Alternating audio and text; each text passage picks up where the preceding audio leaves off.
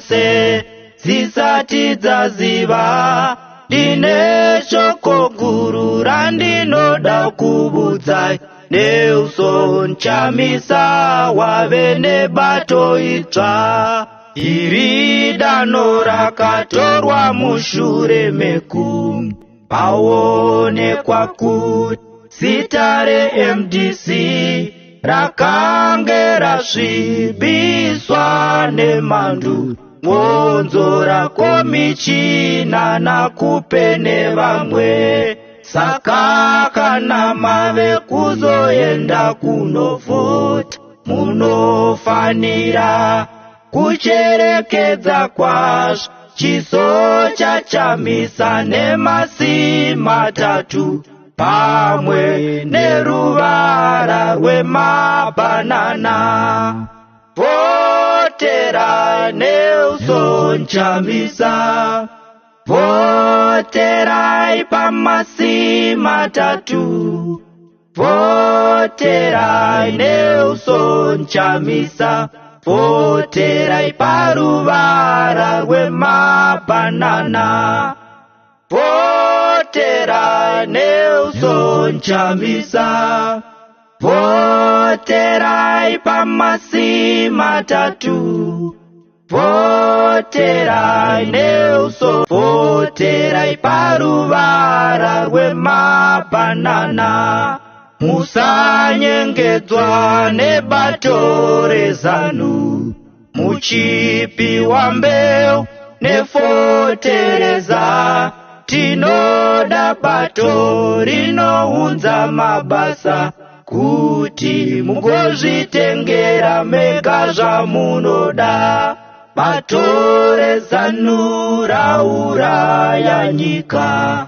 muzere mbavha dzinoba zvikuru vanongozvifunga ivo vega momo yenyika ichikangawaya kana vouya kwamuri vanonyepa kuti masanction hauraya nyika nyamba varivo vanouraya nyika nekuda kweuori hwavanoita votera neuso nchamisa voterai pamasi matatu voterai neuso nchamisa voterai paruvara rwemabhanana voterai neuso nchamisa voterai pamasi matatu voterai neuso nchamisa voterai paruvara rwemabhanana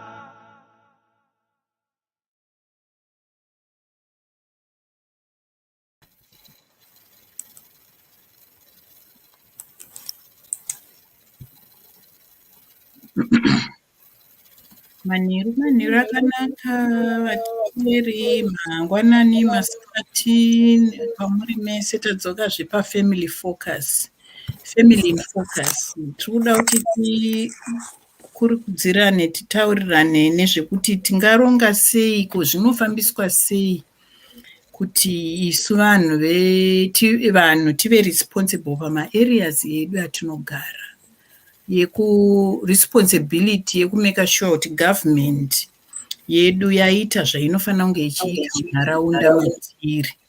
Saka tikuda kuti tibatsirane tinzwisisane kuti tingazvifambisa sei zvinhu zvakadaro, kuti dzimwe nguva tinofunga kuti government ndio inofanira kutiitira zvinhu zvose, asi inotiitira zvinhu zvose. Tingazvifambisa sei kuti government izive kuti tinozviziva kuti ndio vari responsible. Saka taachida kuti titaure nyaya yacho yekuti mumanharaunda imomo matinogara pane zvinhu zvinotinetsa, tingazvifambisa sei, kana kuti kana tazviona tinoita sei kuti tiwane munhu anogona kuuya kuzotibatsira kuti tigadzirise madambudziko edu. saka regai tinzwe sister wangu andiri kutaura naye kuti vari kutiwo kudii nezvazvo. Yes, thank you so much, my sister. Warm welcome to you all, our viewers and listeners, to this week's episode of Family in Focus. Nasi tiri kutaura nenyaya ye-public services delivery, tichibvunza mubvunzo wekuti, is it your responsibility to make sure government delivers public services in your area? Tisati tapinda muchirongwa, regai ndikugamuchidzei vatumira macomments kuna Evidence Chisure ati watching you live from Cape Town, Somerset West, Stellenbosch. Welcome to the program, Evidence.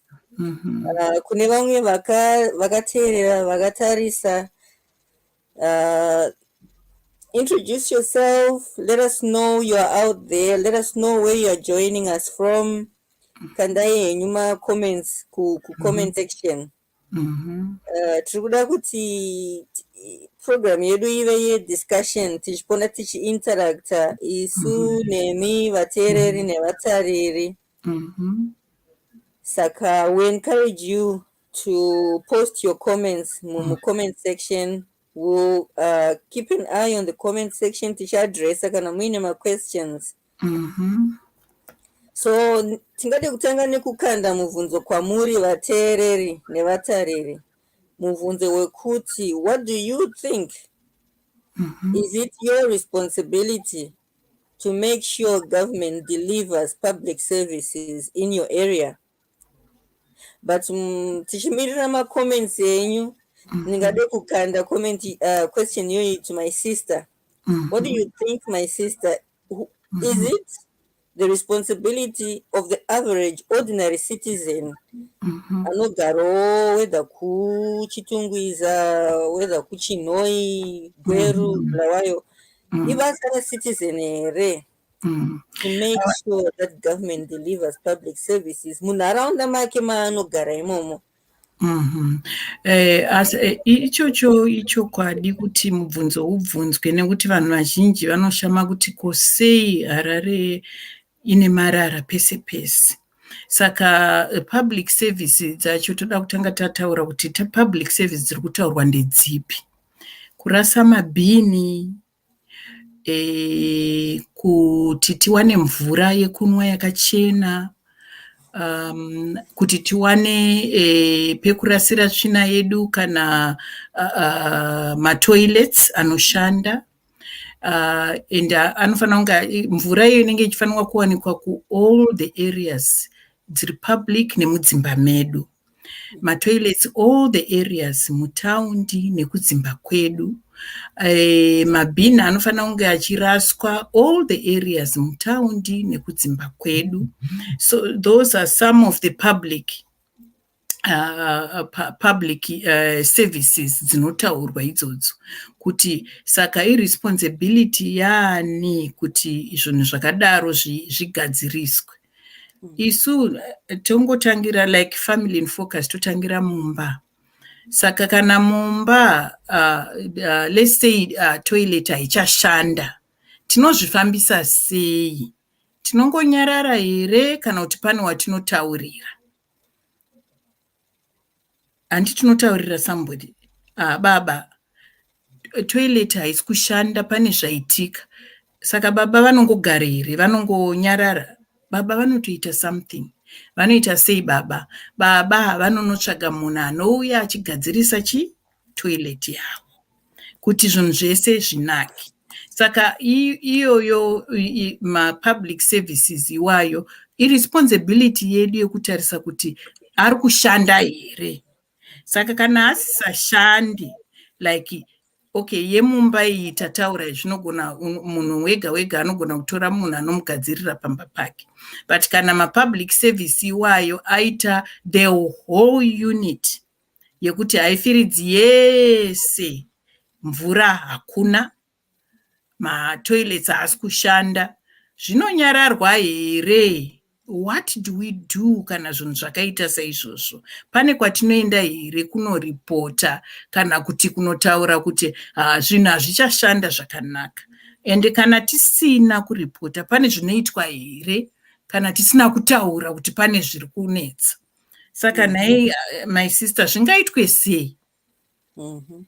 ya tikada kumubvunzo wamabvunza kuti kana tisina zvatataura zvinongochinja zvega here? Titarise history yedu, tinotori necase in point, tisaere kunonzi kuyera chine chishona, ngatitei hanzi kuyera chine gavi Chimbo negavi, I think.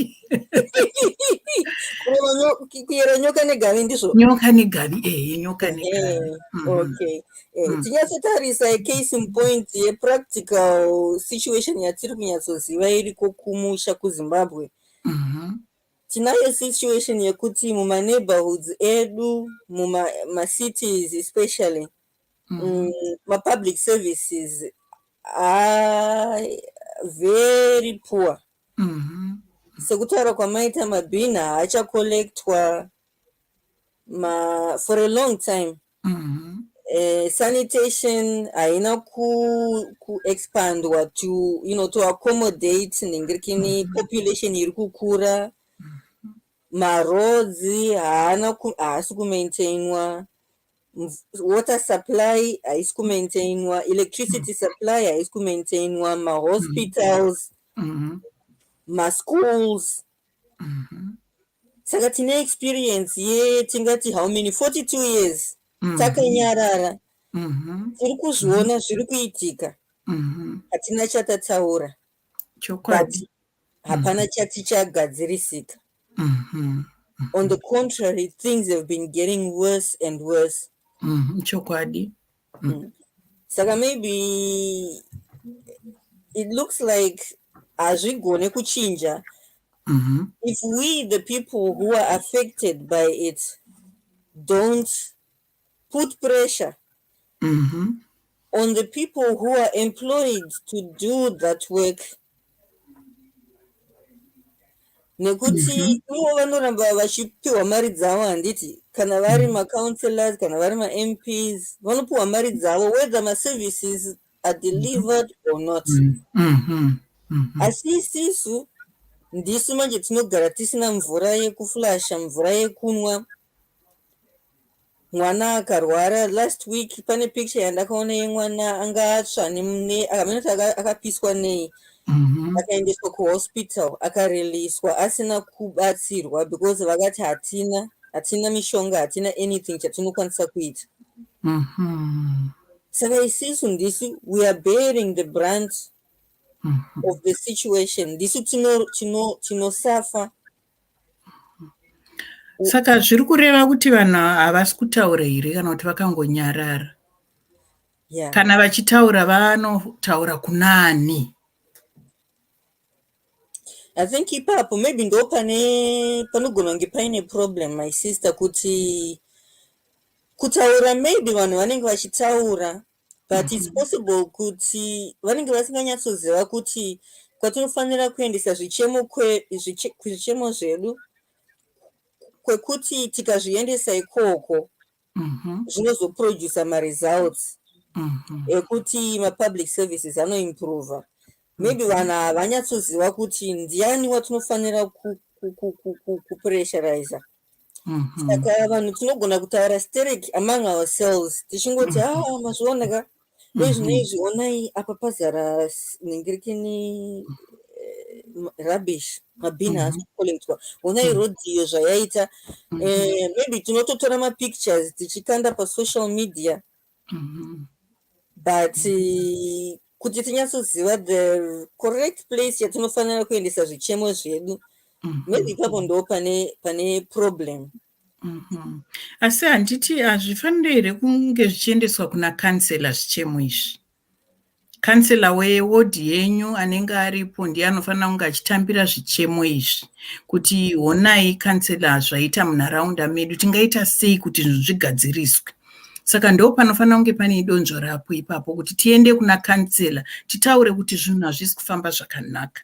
Saka dzimwe nguva kansela anogona kuti ngatiunganei pamwe chete tione kuti tingazvigadzirisa sei. Pamwe rinenge riri dambudziko rinogona kuti muhodhi menyu imomo munge muchigona kugadzirisa. Kuunganidza marara moisa samwe moona kuti anogona kutakurwa nezvimwe zvonoiswa kwazvinofanira kunge zvichienda.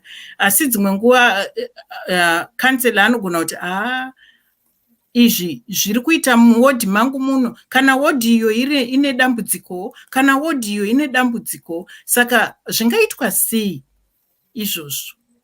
Kana kansela ati hazvikwanisi zvinofamba sei? Yeah, ipapo. Kana neniwo, let me admit. And we can throw this question to the viewers and listeners. Kana paine varipo vanonyatsoziva structure yenhengekeni yelocal government ne-central government kuti zvinofamba sei, vanenge vachida havo kuuya, for example, kuuya live to give your contributions, please indicate ku comment section. Tovata kukandirai link kuti mupinde. But for you, my sister, do you have an idea in that instance? Kana counselor tatadza kuwana ma results from talking to the counselor. What alternative do we have? Saka imwe alternative ndeyokuti izvo zvandambe ndataura kuti kana pari muri muhodhi menyu pamwe muchikwanisa kuti kansela anogona kuunganidza vanhu vake kuti ngatiitei, pane something chatingaita kuti hodhi yedu ichene, vanogona kuita saizvozvo. Asi kana makanselas acho akaungana akaona kuti aiwa dunhu rese rehaifiridza marara asi kuraswa, hapana zviri kuitika, saka vanokwanisa kuti vaende kumberi nezvichemo zvavo. Saka kumberi kwavanoenda uku ndo panoda kuti muburise diagram yekuti tirakidze kuti ndo kunofanira kuti zvichemo zvenyu zvifambe zvichienda kusvika zvasvika pane chaiye munhu anenge ari responsible kupa vanhu mari dzekuti vaite zvavanofanira kunge vachiita.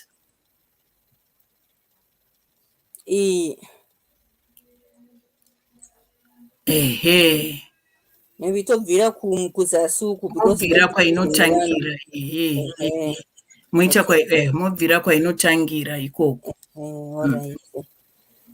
Saka munogona kuikudza here, because handisi kunyatsoona.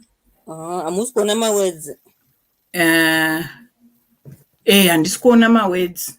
Alright, regai tione kuti inoita here ku. Is that better? It's a bit blurred, but again, nditsvage yandakakutumira. How is this? Nditsvage.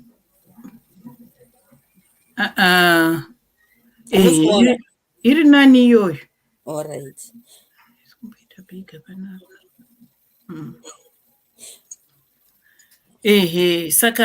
Saka pa zvamunoona pa diagram ipapa taona chichemo chedu, saka yatangira pasi ndo makanselas era. Ndo makanselas MDC pakanzi MDC I think yakagadzirwa those days, but those days saka makanselas edu aya akataurirwa chichemo chavo anofanira kuchiendesa kuna deputy mayor kuti zvichemo ndo zvatinazvo munharaunda yedu, mabhini haasi kuraswa, hapana mvura yakachena, matoilets haasi kushanda, onai zvaita maroads edu zvoendeswa kupi? Kuna deputy mayor. Saka deputy mayor vanoendesawo chichemo ichocho kumberi kuna mayor wemuHarare kuti aiwa kuhaifiridzi kwaita problem yataita ndeyakati. Voendesa chichemo chavo kuna meya. Meya anoendesawo chichemo chake kunonzi kulocal government. Saka kulocal government magadzirirwa zvakaitwa neZANU PF. Kune vanhu vanenge vachimanejawo izvozvo zvichemo zvevanhu. Saka I can't read my sister panzi paka Okay. pasa. Regai ndikubatsirei. Iyi yandiri kuindicata nemouse iyi yakanzi central administration. Kouya yechi2 iyi yakanzi finance director. Yechi3 iyi yakanzi health director. Kozoti yekupedzisira iyi yakanzi engineering director. Ndo the lowest level. Ndizvozvo. Saka meya anotora zvichemo zvake oenda kucouncil administration. Ndokwaanozvitora oenda nazvo ikoko. Kana zvichidawo engineering vanogona kuenda nazvo uko kwakanzi engineering director. Kana zvichidawo vamwe vari pakati apo voenda nazvo ikoko. Kana zvaendwa nazvo ikoko vanozozvitorawo zvichemo zviya zvoenda pamberi apo pachief, pakanzi chief. Pakanzi chief executive officer or town clerk. Saka kana vazviendesa ikoko, town clerk anoenda kuna July Moyo, ndiye minister of local government. Saka July Moyo ndiye anofanira kuzoburisa mari dzekuti dzidzike pasi kuenda kuna meya kuzopa makanselors ake kuti vagadzirise zvichemo zvavo. Saka I hope mazvinzwisisa izvozvo kuti vanhu vanoudzwa kuti masiti ese ari kumanejwa neCCC iye zvinezvi kudhara zvainzi MDC, asi mukaona marongerwo azvakaitwa zvinorakidza kuti hongu tinogona kunge tiri makanselors kwatiri, but the overall responsibility iri kuZANU PF. Nekuti ndo vanofanira kurilisa mari dzinoita kuti mabhini atakurwe, mvura dzigadziriswe, maroads agadziriswe, zvese zviitwe. Saka vanhu vazhinji havaudzwe zvese izvi ayewa. Vanongoudzwa kugumira apa pana meya. Ndo vari kurana macities ayewa handizvo. Macities haasi kuranwa overall ari kuranwa nelocal government inova iyo inoranwa naJuly Moyo. Saka kana imi makambozviteerera muchinzwa kuti vamunangagwa pane pavakataura ivo vega, tinayo here vhidhiyo iyi? Regai ndione kuti makanditumira handiti fanotaura ndinoiwana very soon. Vhidhiyo iya yekuti vakaunza zvichemo zvavo ivo makanselors iwaya, hakuna kwazvinosvika, zvinongogumira pana meya wavo iyeye. Saka zvichemo zvevanhu kana zvichemo zvevanhu vemuZimbabwe kana vari vanhu vemuHighfields zvinoincluda vanhu veZANU nevanhu veCCC nemamwewo mabato. Saka kana vane zvichemo zvavo izvozvo zvinenge zvichifanira kuti zvitakurwe zviende negwara kusvika zvasvika kulocal government, kwavanofanira kunge vachipiwa idzodzo mari dzekuti vagadzirise zviri kunetsa munharaunda dzatinogara. Asi izvozvo izvo hazviitike nekuda kwekuti it's deliberately blocked, kuti mari iyoyo haiuye kuti mupiwe mugadzirise zvinhu zvenyu. Saka ndosaka tiri kuti dei taregister kuvhota, tivhote tione kuti arrangement dzakadai dzibviswe kuitira kuti vanhu vaone kubatsirikana munharaunda dzavanogara. Iye zvinezvi vanhu vanongochema kuti toitirwawo nani, asi local government iriko yaMr July Moyo vanenge vakati zipi, nekuti vanenge vakawirirana kuti seZANU PF hatipe vanhu ava mari. Saka ndosaka muri kuona kuti kumatowns, kumaroads, matoilets, mvura yakachena, mabhini, Harare yasviba kudaro, nenyaya yekuti izvozvo izvo hazvisi kuitika. But this was done deliberately kuitira kuti musazovhotera futi CC nekuti vanokutadza kukugadzirirai zvinhu. Asi aiwa, the main goal ndeyekuti tiri kuda kuvhotera CC kuti tipedzisire taamuhurumende tigoitawo rule local government and hakuna munhu anozinga achitistopa kutipa mari dzekugadzirisa panharaunda dzedu. Saka donzvo iroro hombe ndo ratiri kufanira kushanda naro kuti let's register to vote in our numbers kuitira kuti hurumende ichinje. Takamirira kuchinja kwehurumende, let's try to do something in our communities zvatinogona kuti tigare pakachena, what we can do for now. But the main responsibility is a government responsibility, ye local government, kumeka sure tawana zvese zvatinoda kuti zvitishandire munharaunda dzatinogara. Ndaiwana video here. Ndaiwana regaindise.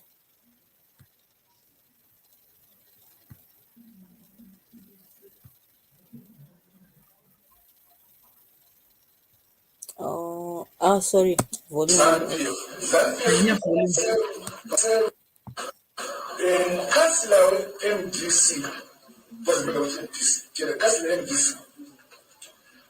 zvirongwa kusvika kwatiri hazvina pazvinodii pazvinobuya napo nokuti hana nzira yake inouya kuZANU-PF. ZANU-PF kubva paseru pabranch padistrict kana pana kansila wedu zvichemo zviri pamwe pasere imwe neimwe zvinokwanisa kufamba to the branch the district zvopinda kuna kansila endera zvokuyi musangano wekanzuru yavo mukuru wekanzuru meya wotaura kunani kuhurumende iri ronga romusangano wotaura kuna minisita.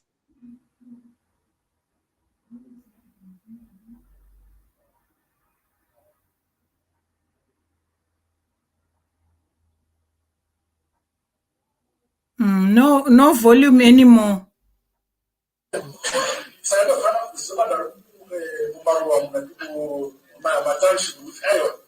Itangise food. All right. Yeah, because Yambo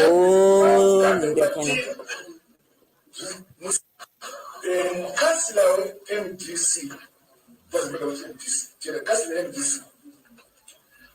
zvirongwa kusvika kwatiri hazvina pazvinodii pazvinobuya napo nokuti hana nzira yake inouya kuZANU-PF. ZANU-PF kubva paseru pabranch padistrict kana pana kansila wedu zvichemo zviri pamwe pasere imwe neimwe zvinokwanisa kufamba to the branch the district zvopinda kuna kansila endera zvokuyi musangano wekanzuru yavo mukuru wekanzuru meya wotaura kunani kuhurumende iri ronga romusangano wotaura kuna minisita weprovincial affairs ndomusangano.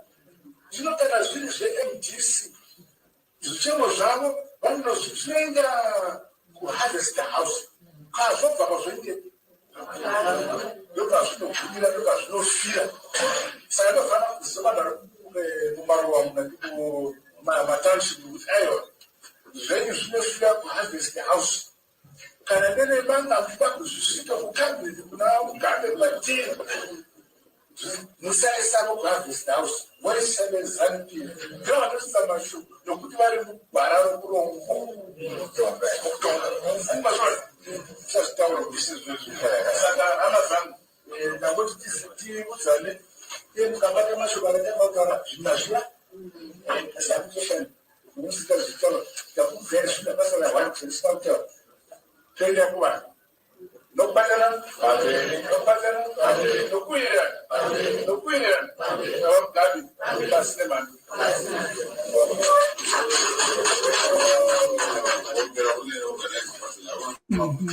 I think that's it.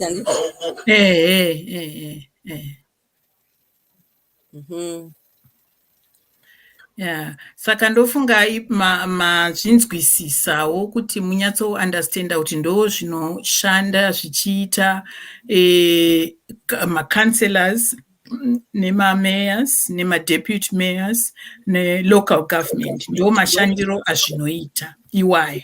Saka ngatirejestei kuvhota kuti tirege kuzogumira pana meya chete, tiwane mukana wokusvika kulocal government then macities edu onaka, maroads onaka, mabhini otakurwa, toronga zvekuti tingawana sei mvura yakachena muHarare, toronga zvekuti matraffic lights edu akudonha aya aitwe zvakanaka, toronga zvekuti kumahospitals kungaitwe sei. Mahospitals, Ministry of Health ndo inofanira kunge ichiona nezvekuti kuzvipatara kunofamba sei. Kuma-councillors vanofanira kuona kuti kuma-clinics kuri kufamba sei. Asi ma-clinics iwaya vanenge vachifanira zvekupiwa mari inobva ku Ministry of Health ichiendeswa kuma-councils but directing mari yacho kuma-clinics because zvinoenderana nebazi reutano.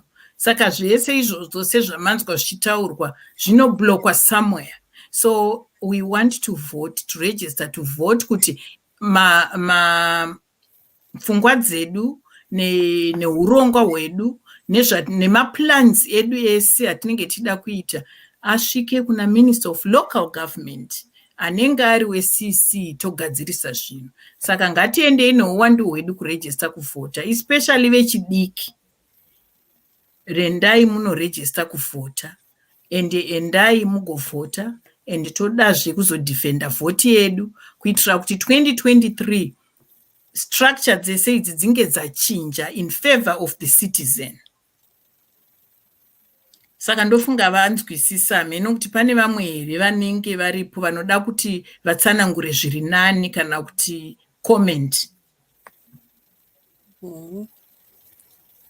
Kana paine vanenge vachida kupinda live vachiisa kuti vape ma-contributions avo live, munokwanisa kutumira text message to this number and chase up a screen very soon.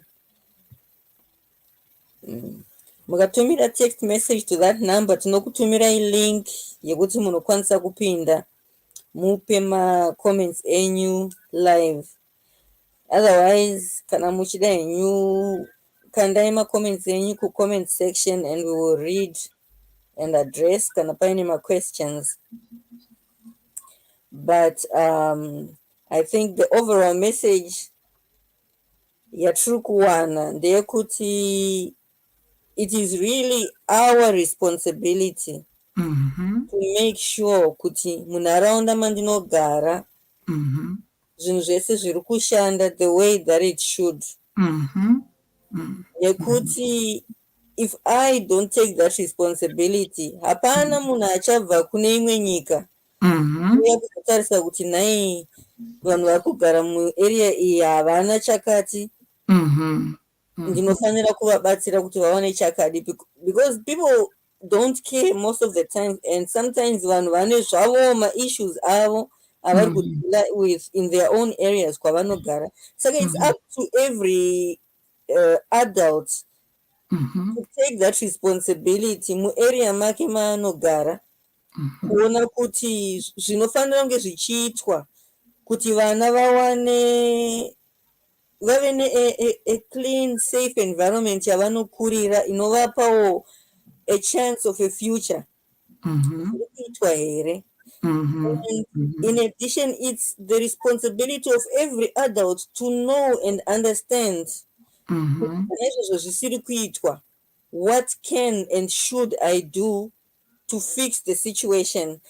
Sezvataurwa munofanira kuendesa zvichemo kuna counselor, moisa pressure kuna counselor, counselor oendesa zvichemo forward kusvika zvasvika ku-local government.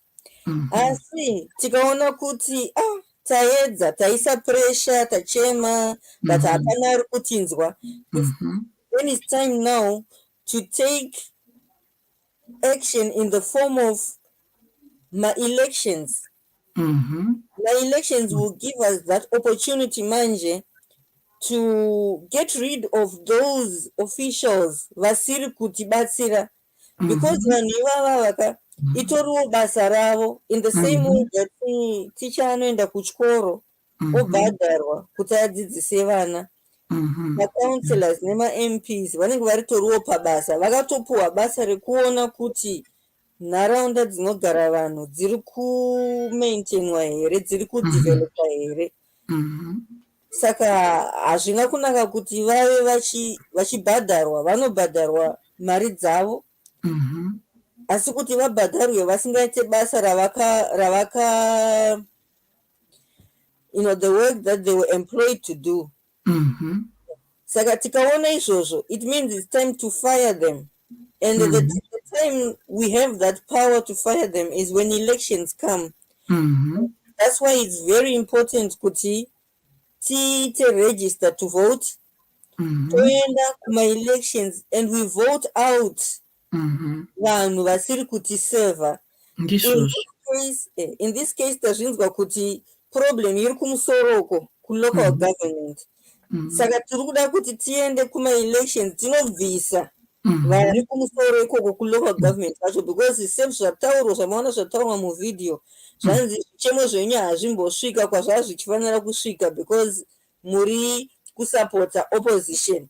Saka let us take that responsibility, totora power yatinopuwa nema-elections, toenda tonovaratidza kuti kana musingade henyu kunzwa zvichemo zvedu, saka isusu tinongokubvisai toisa vacho vanonzwa zvichemo zvedu. Ndizvozvo. Kana tadaro, going forward, munhu wese achapinda muposition iyoyo anotopinda achiziva kuti vanhu ava havasiwe kutamba navo. If you don't deliver, vanokubvisa. We have to be very active, put pressure on our officials and to change them if they are not performing. That's the only way we can ensure service delivery in our areas kwatinogara. Ichokwadi ichocho, tikasaita izvozvo hakuna mumwe anotiitira. Saka we have to be able to notice ndo zviri kuitika. Chero dai zvichinzi CC yazopindawo panzvimbo, we need to continue to pressure people to perform. Kwete kuzonyarara nekuti kwapinda CC ayewa. Kana area yedu isingashande zvakanaka, ngazvitaurwe zvichemo zvikwire kusvika kulocal government kutaura kuti pane zvisiri kushanda zvakanaka pano, kuti zvinhu zvigadziriswe. Tisanyarara fanika zvataita izvi 42 years takanyarara. Tisingagone kana kutaura kana kusimudza musoro, nekuti mazuva iwayo 42 years ZANU-PF yanga ichitonga even sema-councillors nemameya nei, they were there, but nobody raised up their heads kuti vaende nezvichemo zvavo. Saka tinoda kugara takagadzirira kuti chero dai tikazoita imwe government ye-CC, we need to take them to task kuona kuti basa rinofanira kunge richiitwa riri kuitwa here. Kana risingaitwe ndosaka ma-elections ariko ekuchinja vanhu vasingaperforme, toisa vanhu vanoperforma, vanoda zvido zvevanhu. Saka iye zvino donzo redu hombe nderekuti CC ipinde pa-local government. Zvinoitwa izvozvo nekunge tavhotera CC muhwandu hwedu kuti hurumende iripo iyi ibve nekuti yatadza. Ende hakuna munhu anoda kuudzwa kuti yatadza, munongozvionera mega kuti zvatadzikanwa. 42 years we have nothing to show. Kuti takaitirwa zvakati, tikaita zvakati, tikaita development yakati, hapana zvatati taona. Education sector yaparara. Health sector yaparara. Makanzwa musuno vanhu vachichema kuti tirakidzeyiwo kani mushini wekensa huna kubuda. Vanhu vaitobuda nemabhenzi avo vari kupedzera mari vachiendesa ikoko. Marodzi hana kugadzirwa. Mari dzaifanira kunge kuti dzinogona kuenda kunobatsira kuzvipatara, vanhu vakatengerwa mota, machifi vakatengerwa mota, vanhu vePollard vakatengerwa mota. Saka ma-priorities acho ari kuenda kusiriiko. Ari kuenda kunoti ini ndini chete. Individualized priorities. Kuitira kuti the few vadye.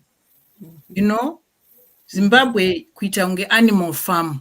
Kana makamboverenga bhuku rinonzi Animal Farm, some other animals are more equal than others. Saka ndo nyaya iri kuitika muZimbabwe. Kana uri wekuzanu you are more equal than anybody else. Saka ndione kodzero yokudya goridhe remuZimbabwe, minerals emuZimbabwe for a chosen few, but Zimbabwe is for everybody. It's for every one of us. Tinofanira kunge tichiwana a piece of it. Saka vedu we, this is very serious. This is our chance. Yekuti tiende kunokasta mavhotsi edu tichivhotera change for Zimbabwe. Saka ngatiregei kuwanikwa takarara tichifunga kuti somebody else will do it for us. Hakuna munhu anobva kunyika kwake kuzotiitira. We have to do it for ourselves. Nekuti everybody is fighting for their own country. Saka hakuna mumwe munhu anozouya kuzoti regai tikufaitirei imi maZimbabwe. We have to fight for ourselves. Saka part of it ndeyekuti isu sema-citizens ngatiitei donzvo redu, ngatiiterei pati yedu kuenda kunovhota.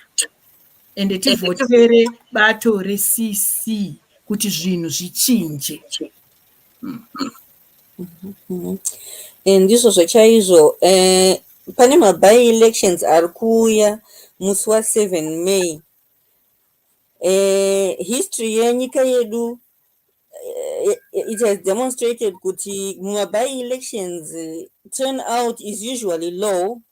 Even mabai elections akaitwa musi wa26 March zvakawanikwa kuti vanhu vakaenda kunovhota vanga vari vashoma compared to vanhu vaenda kumarallies President Chamisa. Makaona vanga vakazadza kwese kwavaingoenda vaisvikonozadza, asi vanhu vakazoenda kunovhota vanga vari vashoma. And izvozvo manje zvinogona kuti kuvadza isisu, nekuti kana tisingaende kunovhotera macouncillors eCCC vatinoziva kuti ndivo vane chido chevanhu pamwoyo, tikasadaro tikaenda takawanda kunonovhota, ZANU-PF munoiziva ine munyati werigging, ikariga ikatora ma-areas iwayo, vanotanga sezvaiitwa kuSt Mary's kuti hanzi mvura ndeye vanhu vane party card. So it's very important kuti kana kuine mabai elections, let us not take them lightly.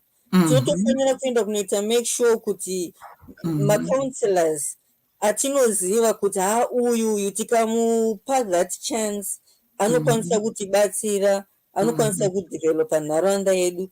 Ndiye vatinoenda tononomuvhotera in our numbers to make sure kuti apinda. Kozotiwo takuenda kuma-elections 2023 kuma-harmonized elections, kune nyaya yema-MPs. Kuma-elections 2018 it turned out kuti President Chamisa vakawana majority vote, asi ma-MPs eMDC vanga vasiri as many as you would expect. Saka izvozvo zvinhu zvakapa ma-analysts kugara pasi kufunga kuti zviri kurevei. Zviri kureva here kuti ma-MDC supporters vaiti kupresidential election vari kuvhotera President Chamisa, but kune ma-provincial vari kuvhotera MP weZANU-PF. Is that what it means?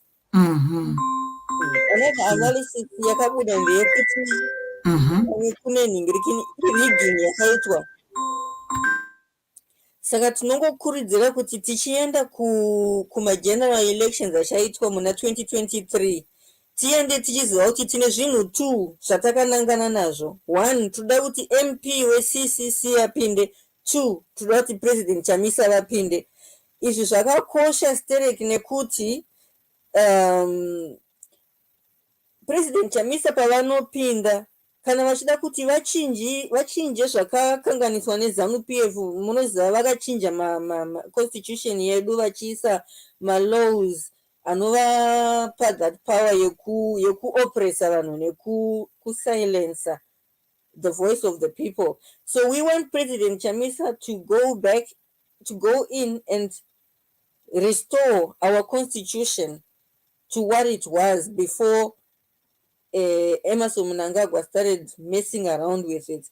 Asi kuti President Chamisa vakwanise kuita izvozvo vanonida support yemajority yema-MPs muparliament.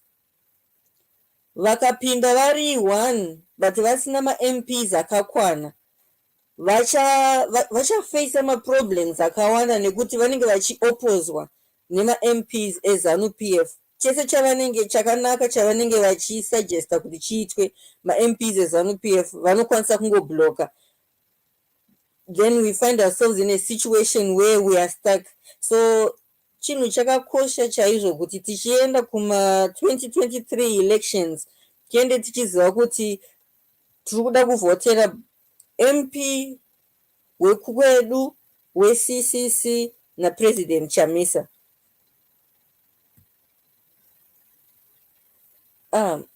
Muri pamute? Oh, okay, yeah, my sister is on mute. Hello, I'm so sorry. I didn't get what you said. Oh, no, it's all right. It's okay. Manga might have phone call or something. Yeah. All right.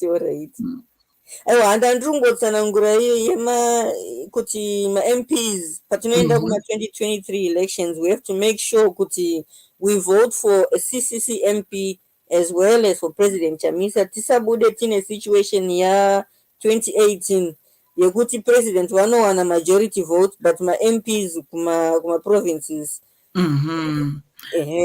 Aiwa, izvozvo iyoyo inyaya yakakosha zvikuru iyoyo yataurwa iyoyo, nekuti chiri kuitika ndechekuti iye zvino handimakanzwa kuti president vakati vanhu vanosarudzwa nevanhu vemunharaunda yavo. Saka vanhu vemunharaunda vanofanira kushanda zvakanyanya kuitira kuti musarudzwe nevanhu vagokuvhoterai. Hakusina zviye zvekuti maigwaze vari kwakati ndo vachakumiririrai. Aiwa, muchamiririrwa nevanhu vanogara munharaunda dzenyu. Saka vavhoterei. Kana mavasarudza kuti vakumirirei, vavhoterei. Saka pamunovhotera President Chamisa naMP wavo, President Chamisa naMP wavo, President Chamisa naMP wavo, ngatizadzei zviri kuitwa napresident. Kana vaenda kumarally kana kumameeting vanozadza. Saka let's do that pama-elections and to defend the vote yedu. And another thing, mukakwanisa kutsanangurira structure yatakupa ye local government munotsanangurirawo vamwe nemadzikisa diagram yacho vagoona. Mati? Itai idzike mbichana. All right. Kana kuti pekupedzisira munozoiita futi. Okay. Maybe if I zoom out kuti vaione yese. Munogona kuita kuti vaone yese. Yeah. Only thing hamuzoona henyu ma text yakanyorwa. Ndizvo zvokuti vanyatsoziva kuti pamusoro pakagarwa neZANU. Saka tinoda kubvisa pamusoro ipapapa. Exactly. Yeah. Yakamira yakadai. Saka moenda take it upon yourself, take that responsibility to share this information. Nekuti ndinofunga kuti ndo chimwe chinhu chinoita kuti vanhu vasa that's what causes people not to take action. Kana vasinganyatsoziva zviri kuitika, plus propaganda yeZANU-PF. They try to blame the failures ma-city councils on MDC.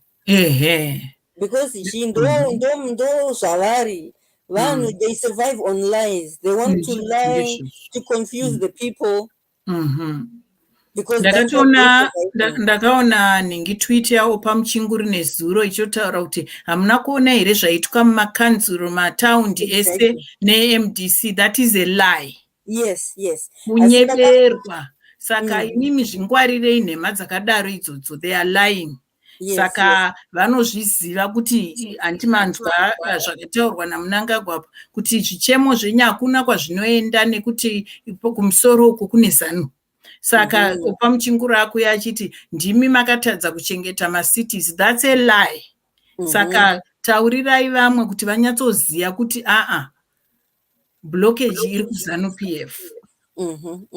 And dai takwanisa kuwana iyo tweet iya ndakafarira stereki maresponses akawana vanhu ndakaona kuti vanhu vaakunyatsoziva. People responded. Yeah, ndaiona ningirikini tweet yacho iya Maionaka regai ndiise yabuda inogona kuita bigger.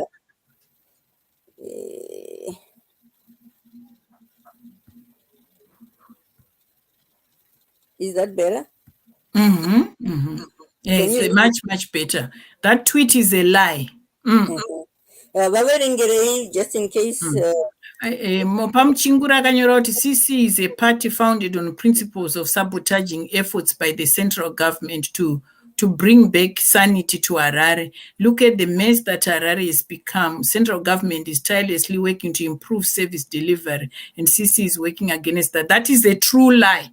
Kana matarisa diagram yatakutumidzirai iyeye mazviona kuti ndo vanobloka, and they are responsible for local government, and they don't give money kunana mayor, deputy mayor kuti isvike kuna maCouncillors. Saka anga achitonyeba ipapo. Saka chenjererai nhema dzeZANU, vararami venhema. They live in lies, those people. Saka vachenjererei. That is a lie. Saka musambobvuma kuenda muchitaurira vanhu nhema dzakadaro. Yes, exactly. Ndandoda kuti tiverenge some of the comments that people were. Verengai isai tione kuti vanhu vakakomentawo kuti kudii vanhu vepatweet. Yeah, but for some reason iri kuramba ku muri pa iri kuramba kuita it doesn't iri kuramba kuvhura comments. Let me do like this maybe.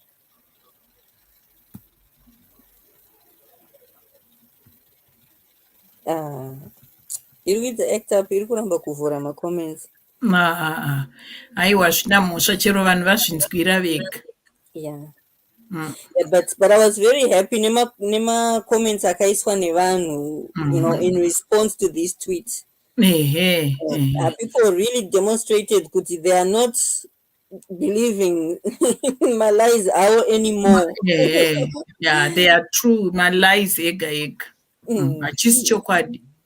Instead of coming to people and telling them, hey, we are very sorry. Nezvatakaita avataure izvozvo. Beginning of change is owning up to what you have done wrong. Yeah. Saka, they never agree on what they do wrong, but to lie, continue to lie. 42 years, kunyeba. No. And the reason why they were able to get away with 42 years, because one thing, they were always spreading propaganda, and they kept people unaware of the truth. Because kana vanhu vasingazivi chokwadi, it's possible to lie to them and they can believe those lies. Asi vanhu vakangoziva chokwadi sezvamaona pandingi yaopapa, haugoni kuvanyepera kana vachiziva chokwadi. Saka ndo zvatiri kuti it's very important kuti each one of us, let's take that responsibility to spread this information, tichinyatsotsanangurira hama dzedu neighbors edu, kuti vanhu vese vave vanonyatsonzwisisa, vazive the truth, kuitira kuti tisawanikwe tichinyeperwa anymore. No more. No more kunyeberwa. Saka pane comment yaunzwa naMr Msikavanhu. Muri kudedemura nemazvo. President Chamisa anofanira kubudirira mudunhu rega rega, uyewo MP wake ngaabudirirewo kuti zvibatsire kushandura mutemo. Chokwadi ndizvo zvachichemo chedu ichocho. Kuti vanhu kana vasarudzwa nenharaunda kuti ndiye anoda kuti ave mumiriri wedu, anofanira kuzoonekwa achikundazve paMP munharaunda iyoyo. Saka tiri kuda President Chamisa naMP wake dunhu rega rega. Thank you so much, Mr. Msikavanhu. And by the way, Vamsikavanu, if you would like to join our live and give your contributions live, just indicate. In fact, there's a number you can send a text message to. I will just fly it, but it would be nice to yes to hear what you would like to share. I'm sure you have a lot to share. You're always very active in different live streams. Thank you so much for that. Thank you for all your contributions. So that is the number on the screen, which you can send a text message to if you would like to join the live stream and contribute live.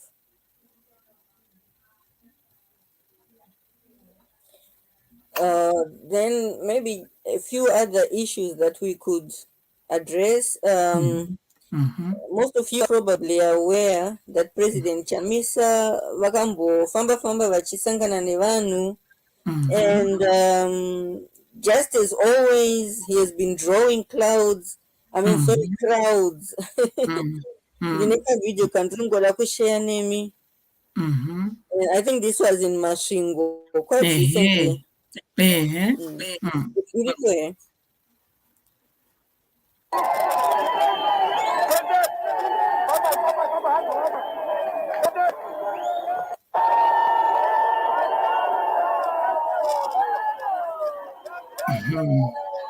Haiwa, zvinofadza izvo.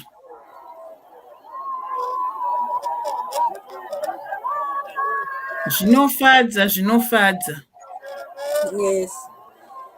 And I'm actually surprised, Guti. Can they not read the signs? Is it not obvious to them, Guti? It's just time to allow change to come. They can't stop this. There's nothing they can do anymore. Chokwadi ichocho. And people want change. People are hungry for change. People are hungry for change. Chokwadi chaizvo hatichazvida. Then another matter, Hopo Chingono, after his speech that he gave in Geneva, I can just play a 2-minute extract from his speech.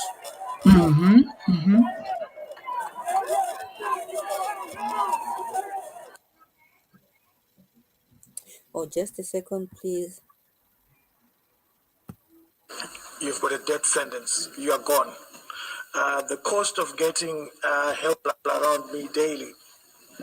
So for you to get an understanding of how bad things are, right now, the whole of Zimbabwe, with 50 million people, does not have a single working radiotherapy cancer machine. So if you get cancer today in Zimbabwe, you've got a death sentence. You are gone. The cost of getting healthcare outside the country is prohibitive. It's extremely expensive. So only the wealth are able to live, and most of them are surrogates of the ruling elites. In Zimbabwe, 2,500 women die every year giving birth. The biggest hospital in Zimbabwe has got only 2 maternity theaters. They were built in 1977 by the colonial government. Only one of those maternity theaters is working. And so it got me to find out why we are so poor and yet the country is extremely wealthy. And if you want to look at the quality of life that a country has, you have to look at how it treats its own citizens, especially the vulnerable. At the time when I started these investigations, Zimbabwe, again with a population of 15 million, only had about 7 psychiatrists.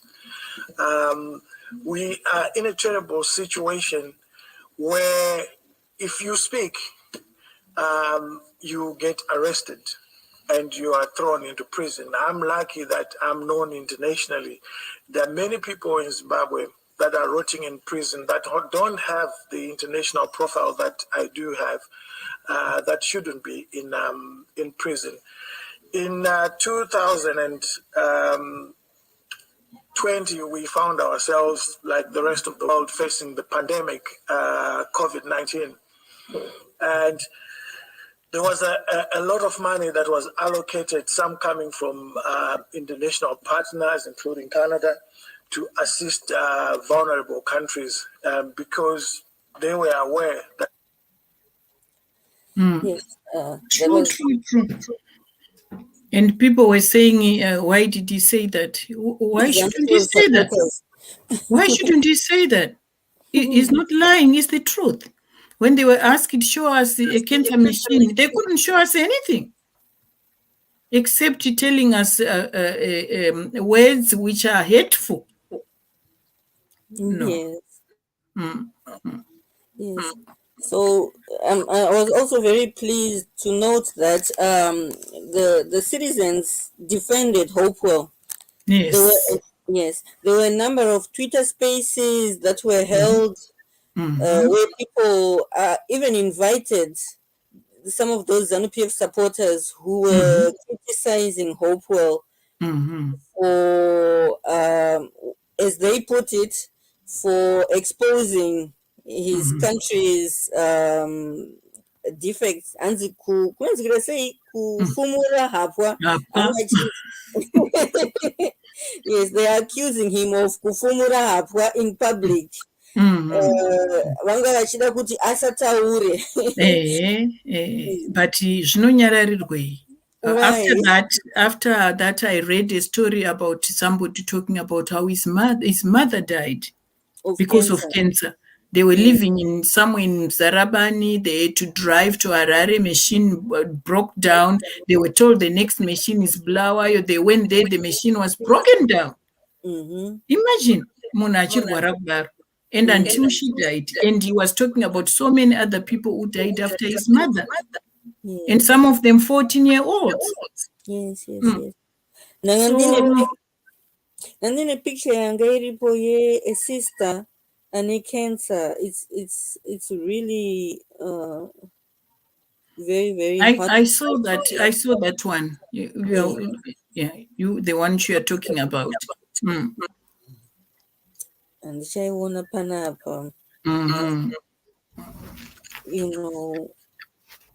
So when varikufane cancer ku Zimbabwe hakuna treatment, hakuna machine, hakuna kana madrugs acho chemotherapy or anything. And then Opo Chimono goes out to highlight the problems that varikushandisa mari dzenyika, resources enyika, diamonds, everything for their personal benefits. Asi vachitadza kungotenga at least one cancer machine, the whole country kushare one cancer machine. Then ZANU-PF supporters vakumutaka kuti hausi patriotic. No, what is patriotic? Lying? Is lying patriotic? So you should lie, then you are patriotic. That's not right. Teaching people to do the wrong things. No. Exactly. Patriotic is being honest with everything. They survive on lies. And for adult people, they should by now understand kuti hapana chinhu chinogadzirika nekunyepa. Nekunyepa is so true.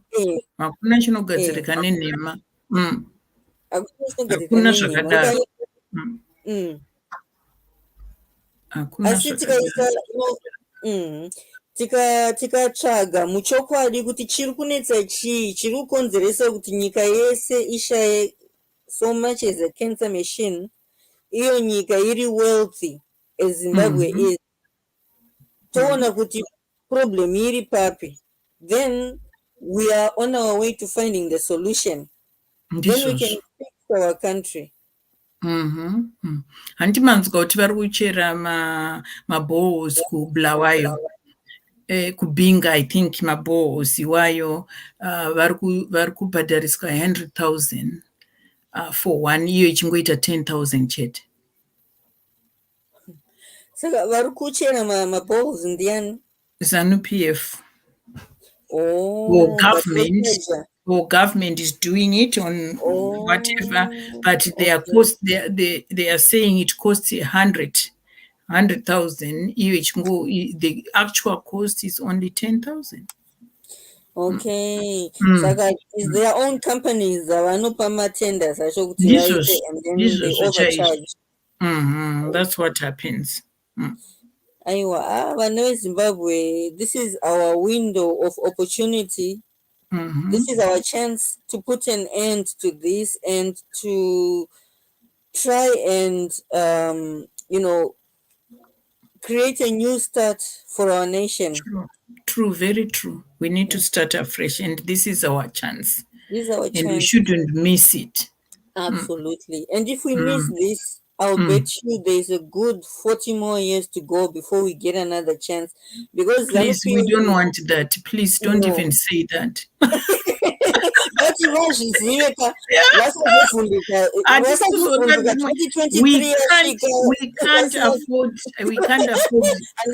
We can't even afford another. No. This should be the end. Should be our last year of suffering.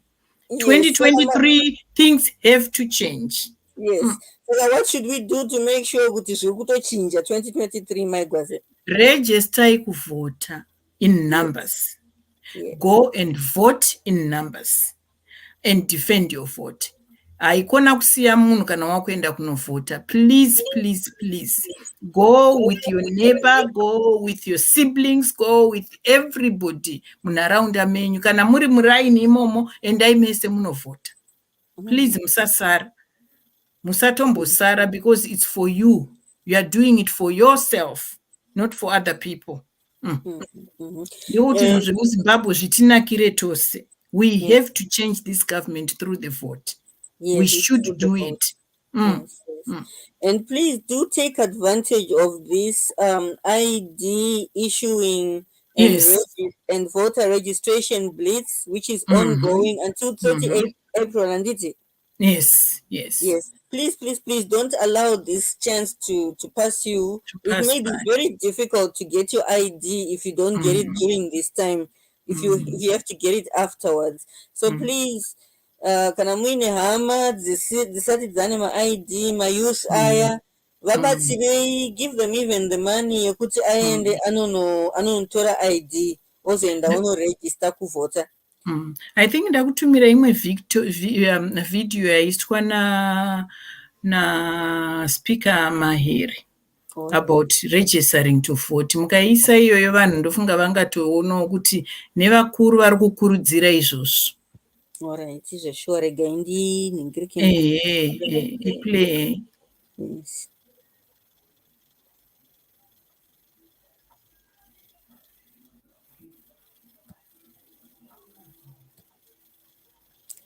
I'm just setting it up.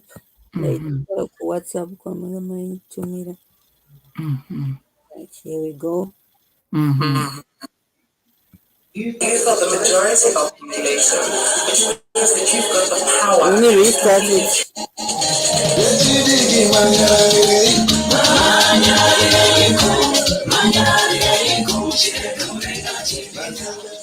Dear young people, this is a special call to action for you. Let's all go and register to vote. The youth are the majority of our population, which means that you've got the power to completely change the fortunes of our great nation.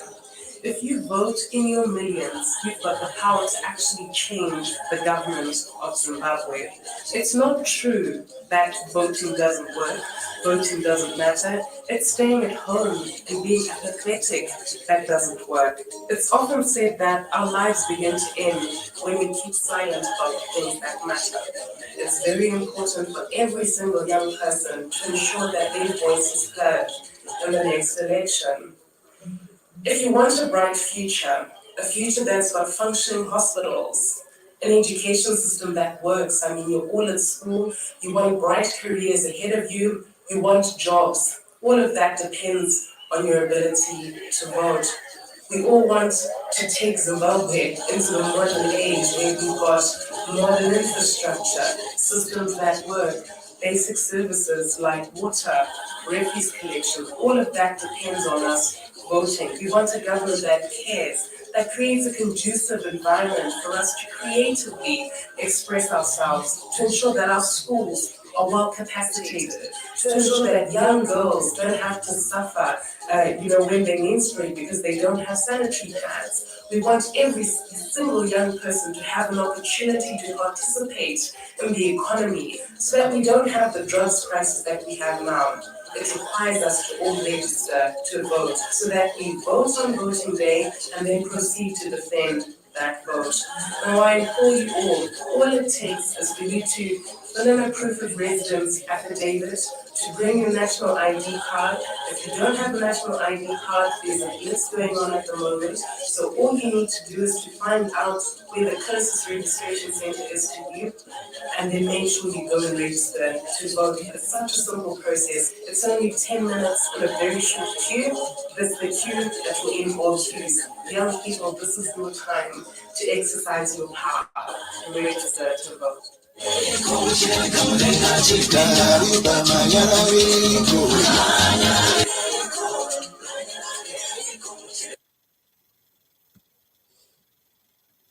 Muted myself. Sharamba tichiplaya iyoyo all the time patinoita nhingirekere malive edu yeregistration to vote. Very good message.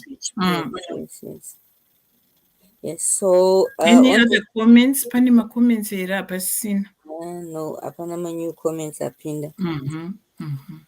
Yeah. For those who have any questions to do with voter registration, you can direct them to this phone number. Iripa screen inoti 08080219. The number again is 08080219. And for those who are already registered to vote, it's always a good idea to check your voter registration status, because as you are aware, sometimes those details are changed. So it's always good to check kuti ma details enyu haana kuchinjwa here. If you are an Econet or Net1 user, you can check by dialing *265#. If you don't have access to that means of checking, you can also check on the website, which is flighted on the screen right now. https://bvrinspection.zec.org.zw. If you find any discrepancies with your voter registration status, take it up with the officials. I suppose even Kurukitwa voter registration, you can go and notify of any discrepancies in your details, and This also. And get them corrected, so that on the day of voting you don't face any issues. Ndizvozvo chaizvo. Saka toda kutendai vateereri vese, morning, afternoon and good night. Tosangana zvakare svondo rinouya. Muve neweekend yakanaka. Thank you very much. Yes, thank you so much. Thank you for your comments. Thank you for joining us and for staying with us.